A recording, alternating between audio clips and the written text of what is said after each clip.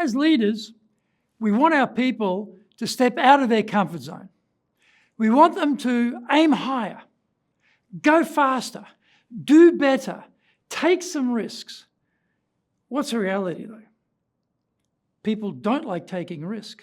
They don't like stepping out. They like to be within their little comfort zone and stay there because it's comfortable. Now, if you encourage someone to step out and try something, take responsibility for something, lead a project, do something new, well, don't wait for the end of the project to tell them, oh, well done. Every little time you see something that they're doing that's going well, they're doing a good job, praise them. Tell them. Don't store it up to the end. Tell them on the way through because they feel vulnerable. They feel at risk. And as you encourage them, you recognize they've taken risk. You recognize they're doing well.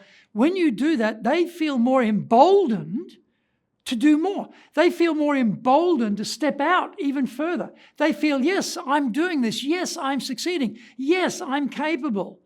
That, as the boss, is what we want.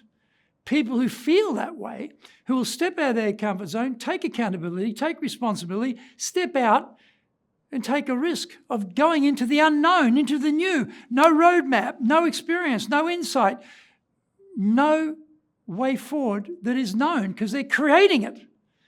When that happens, you've got to be recognizing them all through. Never wait till the end. Tell them what a great job they're doing and tell them with proof so they'll believe it. And I know it's not just flattery.